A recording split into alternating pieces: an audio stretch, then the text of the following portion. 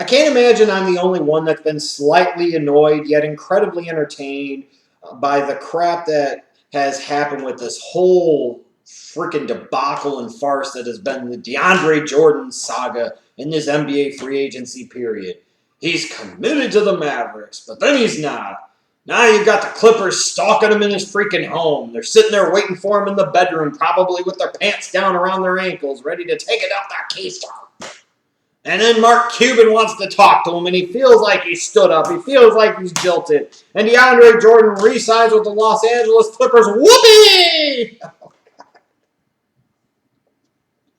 This is just so stupid on so many levels. You would think that these teams would be going back and forth for a real deal franchise changer and a truly elite player like a LeBron James. Not a one-dimensional center that was the third best player on his team that was eliminated in the second round of the Western Conference playoffs this year in DeAndre Jordan. What a joke. And it really has been a joke all the way around. Let's start off with the NBA. Why in the bluest of blue hells do you have this moratorium period? This is something I've never fully understood. And even if a rationale or justification is given, it's not a good one. If you're going to sit there and say, well, this is when the league year begins, but we want to start the period early, okay, then either make your league year start earlier or you do something where you push the free agency period back. This is so stupid. In other sports, once free agency begins, it begins. And once somebody agrees to terms, they can sign the contract, and that's the end of it.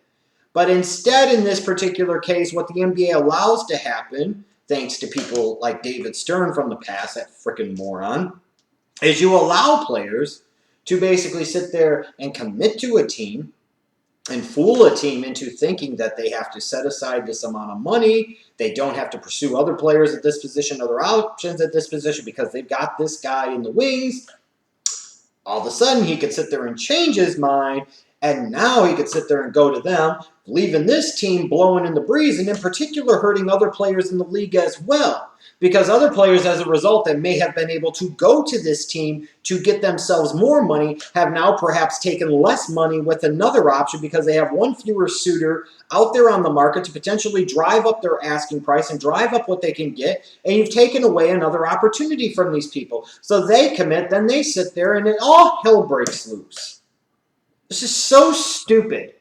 If free agency negotiations begin on July 1st, why can't the signings begin July 1st? This way, once players commit, they've committed. There's no backtracking. There's no going back on it. It's not potentially negatively affecting other teams several days later after they feel they've already gotten a commitment, and it's not hurting other players around the league. Because, again, as I've said, in the case of the Dallas Mavericks, maybe instead of going after a DeAndre Jordan, if he was going to stay with the Clippers all along, or if they didn't already have that verbal commitment they felt that was strong from a DeAndre Jordan, they could have sat there and taken that money and invested in other places in their roster, including perhaps going after another center. Now the Dallas Mavericks are left to blow in the freaking breeze. And I look at this from the Mavericks standpoint. Now, to me, it was ridiculous that you're trying to sit there and bring in a third option from a team that got eliminated in the semis of the Western Conference playoffs to come in and potentially be your number one option, or at least you're going to pay him like your number one option. You would think somebody like Mark Cuban, that so many people talk about as being this great businessman, who has done some great things in the business world, and you look at what he's done with the Dallas Mavericks, he's turned them from a farce of a franchise to a model franchise in many ways in NBA circles. But you're getting ready to pay max money to a one-dimensional center who's really good at the one dimension that he does, elite perhaps at the one dimension that he does, most certainly, but he's a limited offensive player who needs a point guard to create most of his offensive opportunities, which, by the way, the Dallas Mavericks don't really have one. And furthermore, when you're talking about paying a guy the most you can, max money, that's basically making a statement that a guy is a franchise player. Meaning that a franchise player is that guy that you turn to late in games to help you win games when it really matters the most. You'll hear many NBA players talk about this, is that anybody can play in the league the first three quarters, or most people can. Or most players, they said, anybody could be successful the first three quarters, or they can be successful the first 43 minutes. Not everybody can play those last 5 minutes. It's not always about who starts, it's who finishes. The truly special players in the NBA are the ones that teams can count on in those last 5 minutes and in the fourth quarter in general. You look at a DeAndre Jordan with his limited offensive repertoire after all these years, looking at the fact that he's one of the worst free throw shooters on God's green earth that we have ever fucking seen. He basically carries very little to no value for you in the fourth quarter, to the point where his free throw shooting could become such a hindrance that other teams could employ the hack of DeAndre philosophy to slow the game down, take the Clippers potentially out of any type of offensive and or defensive rhythm that they had, to the point where you have to take DeAndre Jordan until they change the rules and place him on the bench for the majority of the fourth quarter. That's the guy that you're paying max money to. That's ridiculous. And in some ways, it's ridiculous that the Dallas Mavericks were ever going to do this. And honestly, the best thing that could have happened to them at this point in time is that they didn't end up getting DeAndre Jordan for this deal and that amount of money. Because I don't care if this cap was going to go up or not next year.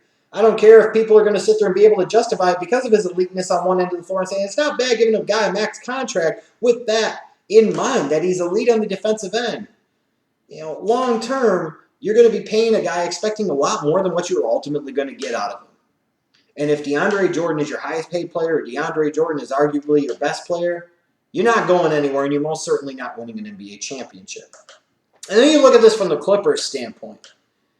You know, the whole thing about him and Chris Paul not really getting along, I don't really see where it makes sense to bring him back into the fold for several more years, because it's not like Chris Paul is going anywhere. Now you're putting DeAndre Jordan into this situation again. I understand that you feel DeAndre Jordan brings a lot to the table and fits very well alongside Chris Paul and Blake Griffin, and I don't dispute that. You may feel that in some ways you feel he's a good locker room presence and you feel like he's a good leader on the floor and he is your defensive anchor, and in many cases, in many ways, that is all true. But for a Clippers team that can't get to the Western Conference Finals, for a Clippers team that lacks depth, for a Clippers team that's still in a bad way from a salary cap standpoint, where does it make sense to lock yourself up to a one-dimensional center, no matter how good he is at that one dimension, a one-dimensional center who brings you little value in the fourth quarter, $20 million a year for the next several years? Is DeAndre Jordan magically going to get a ton better overnight? I doubt it. And again, you are hindering your long-term flexibility for what you could do with your franchise. Even if you say, well, next year they'll have more cap space and skip and whoop-de-woo because of all of this and all of that. They may not have, because they're going to have big money tied up in Chris Paul, Blake Griffin, and DeAndre Jordan. There are going to be other teams in similar or even better situations that are going to have even more money available. So yeah, they'll have some money available by default because of the increase in the salary cap, but it's not going to be that much, and it's still not going to be that much to help improve their team. And this may have been a situation or a circumstance that if a guy wanted to go and you're not winning it all with him, you might have been better off letting somebody else pay him. You might have been better off letting him go and being without him, because you could take that money, reinvest it in other places, open up certain things, and sometimes it happens where you lose that type of player, you can end up being better immediately. It doesn't always happen, but you see this happen a lot in college basketball especially, where a star player leaves and the next year the team is even better. I go back to the Utah Utes under Rick Majerus years back in the late 90s. They had Keith Van Horn for that 97 team. He goes to the NBA in 98. They make it to the championship game to face Kentucky. They were better without their franchise player. They were better without the All-American megastar the following year. Other players stepped up. Other things happened. Now, so from the Clippers standpoint, I just don't think it makes a lot of sense to be paying a third max guy when he doesn't bring you much on the offensive end other than what is created off of putbacks and off of lobs from Chris Paul. And furthermore, a guy that you can't trust in the fourth quarter because he can't hit fucking free throws to save his damn life. But most especially of all, the sparse really comes down to DeAndre Jordan. Now, I understand. We are human beings. He is a human being. And as human beings, one thing we're prone to do is being wishy-washy, frankly, at times, and changing our damn minds. And being really fickle creatures by nature. We are. I know I can be. I'm sure most of you watching this video can be. and most certainly DeAndre Jordan can be. And I can understand where change can be strange, and strange can be very scary. The thought of going to a Dallas Mavericks team with a 37-year-old Dirk Nowitzki, a Chandler Parsons coming off pretty much a lost season due to injuries, a Wesley Matthews coming off of a torn Achilles. DeAndre Jordan's looking at the situation. Yeah, I'm going to be in Texas. No state income tax. So I'm making more money compared to what I would be in LA, where there's a much higher tax rate.